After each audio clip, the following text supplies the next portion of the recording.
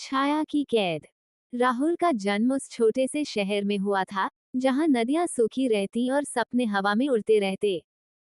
उसके पिता एक साधारण किसान थे जो दिन भर खेतों में पसीना बहाते और शाम को घर लौटकर बच्चों को कहानियां सुनाते।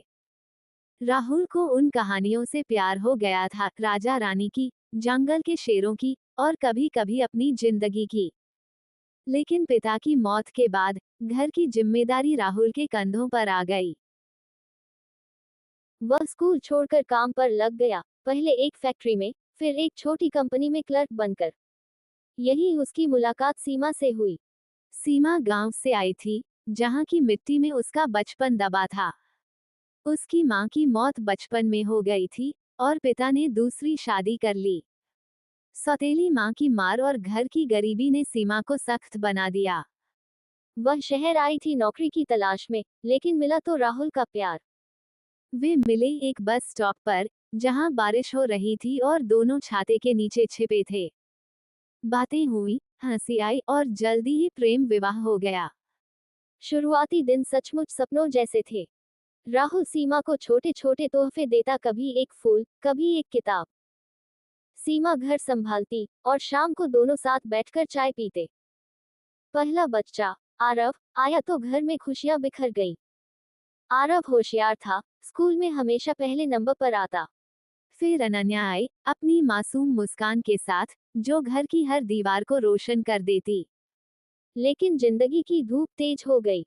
राहुल की कंपनी आर्थिक मंदी की चपेट में आ गई और बंद हो गई। नई नौकरी मिली, लेकिन सैलरी आधी।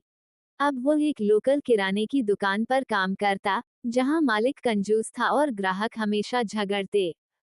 दिन भर खड़े रहना, सामान उठाना, और शाम को घर लौटना थकान से चूर। घर का किराया, राशन, दवाइयाँ सब कुछ मुश्किल से चलता। आरव की स्कूल फीस 3 महीने से बकाया थी।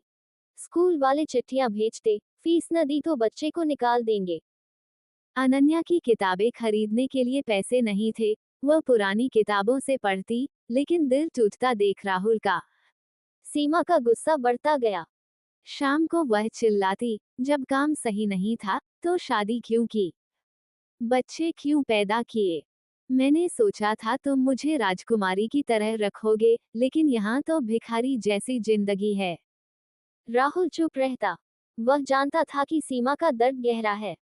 गांव की गरीबी, माँ की मौत, ये सब उसे अंदर से खोखला कर रहे थे। लेकिन दर्द ने उसे क्रूर बना दिया। रातें अब राहुल के लिए यातना बन गई। बच्चे सो जाते और सीमा का असली रूप निकलता। पहले तो सिर्फ गालियां, निकम्मा, बेकार आदमी। फिर हाथ उठाना शुरू। कभी थप्पड़, कभी मुक्का, कभी बैल से मारना। एक रात तो उसने राहुल के सिर पर प्लेट दे मारी, खून निकल आया। तुम जैसे को जीने का हक नहीं, मर क्यों नहीं जाते। वह चीखती। राहुल सहता, क्योंकि जवाब देने से बात और बिगड़ती। वह रातों में छत को ताकता, आंसू बहते। क्यों न खुदकुशी कर लूं। एक रस्सी, या ट्रेन के नीचे सब खत्म। लेकिन फिर आरव का चेहरा याद आता, जो कहता, पापा, मैं बड़ा होकर डॉक्टर बनूंगा और तुम्हें आराम दूंगा। अनन्या की छोटी उंगलियां, जो उसके हाथ में फंस जाती। उनका क्या होगा। सीमा अकेली कैसे संभालेगी। बच्चे बिना बाप के कैसे जिएंगे। ये विचार उसे रोक लेते। सुबह वह उठता, चुपचाप नाश्ता बनाता, बच्चों को स्कूल भेजता, और काम पर जाता। जिंदगी की इस छाया में वह कैद था, जहां रोशनी की किरण भी धुंधली लगती। एक शाम, दुकान पर सामान बेचते हुए, राहुल को लगा जैसे कोई पुरानी याद आ गई। दरवाजे पर खड़ा था उसका बचपन का दोस्त, विक्रम, जो अब एक मशहूर लेखक बन चुका था। विक्रम ने राहुल को गले लगाया। यार, कितने साल हो गए। क्या हाल है। वे बैठे, पुरानी बातें की। राहुल ने अपनी जिंदगी की थोड़ी बहुत बात बताई, लेकिन दर्द छिपाया। विक्रम ने पूछा, तुम तो कहानियां लिखते थे स्कूल में, अब भी लिखते हो। राहुल हंसा, हाँ, रातों में थोड़ा बहुत। उसने अपनी नोटबुक दिखाई, जिसमें उसने अपनी जिंदगी के दर्द को शब्दों में पिरोया था, पत्नी का गुस्सा, बच्चों की उम्मीदें, खुदकुशी के विचार। विक्रम की आंखें चमक उठी। ये तो कमाल है। इन्हें प्रकाशित करो। मैं मदद करूंगा। राहुल हिचकिचाया। कौन पढ़ेगा मेरी कहानियां। मैं तो बस एक साधारण आदमी हूँ। लेकिन विक्रम ने जोर दिया। उसने अपनी पब्लिशिंग कंपनी से बात की। कुछ हफ्तों बाद राहुल की पहली कहानी एक लोकल मैगजीन में छपी। शीर्षक था दर्द की छाया। कहानी एक ऐसे आदमी की थी जो घरेलू हिंसा सहता है, लेकिन बच्चों के लिए जीता रहता। विषय नया था, लोग जुड़े। सोशल मीडिया पर वायरल हो गई। लोग कमेंट्स करते, ये मेरी जिंदगी है। रॉयल्टी के पैसे आए, पहले थोड़े, फिर ज्यादा। राहुल ने आरव की फीस भरी, अनन्या को नई किताबें खरीदी। घर में पहली बार नई चीजें आई, एक फ्रिज, बच्चों के लिए खिलौने। खुशी लौटी, लेकिन सीमा नहीं बदली। वह अब भी रातों में गुस्सा निकालती, ये पैसे तेरे नहीं, किस्मत के हैं। तू तो वही निकम्मा है। राहुल का धैर्य टूट रहा था। एक रात, जब सीमा फिर बेल्ट उठाने लगी, राहुल ने उसका हाथ पकड़ लिया। शांत स्वर में कहा, सीमा, मैंने शादी इसलिए की क्योंकि मैं तुमसे प्यार करता था। बच्चे इसलिए पैदा किए क्योंकि वे हमारी जिंदगी की रोशनी हैं। लेकिन अब ये हिंसा बंद होनी चाहिए। मैं खुद को नहीं मारूंगा, क्योंकि मैं जीना चाहता हूं उनके लिए और खुद के लिए। सीमा स्तब्ध रह गई। अगले दिन राहुल बच्चों को लेकर एक लोकल काउंसलिंग सेंटर गया। वहां एक मनोवैज्ञानिक से बात की। उन्होंने सीमा को भी बुलाया। पहले तो सीमा ने मना किया, लेकिन बच्चों की खातिर आई। सेशन में बातें निकली, सीमा का बचपन, माँ की मौत, पिता की बेरुखी, गांव की गरीबी। मैं डरती हूँ कि हम भी वैसे ही जिंदगी जिएंगे, वह रोते हुए बोली।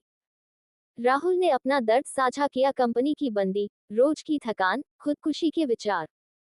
धीरे धीरे वे समझने लगे। काउंसलिंग जारी रही। सीमा ने गुस्सा काबू करना सीखा। राहुल ने अपनी कहानियां लिखना जारी रखा। राहुल की कहानियां अब एक किताब बन गईं, छाया से रोशनी तक। किताब बेस्टसेलर बनी। लोग उसे सेमिनार में बुलाते, जहां वह घरेलू हिंसा पर बात करता। पुरुष भी शिकार होते हैं, वह कहता, लेकिन उम्मीद कभी मत छोड़ो। घर में अब हंसी गूंजती। आरव डॉक्टर बनने के सपने देखता, अनन्या कहानियां सुनाती। सीमा अब राहुल की साथी बन गई, घर संभालती और उसकी किताबों को प्रूफ रीड करती। लेकिन राहुल जानता था, जिंदगी की हर कहानी में ट्विस्ट होते हैं। एक दिन विक्रम ने बताया कि एक बड़ा पब्लिशर किताब को इंटरनेशनल लेवल पर ले जाना चाहता है। राहुल ने हामी भरी, लेकिन मन में सोचा, ये सब बच्चों के लिए, और उस छाया से निकलने के लिए जिसने उसे इतना मजबूत बनाया।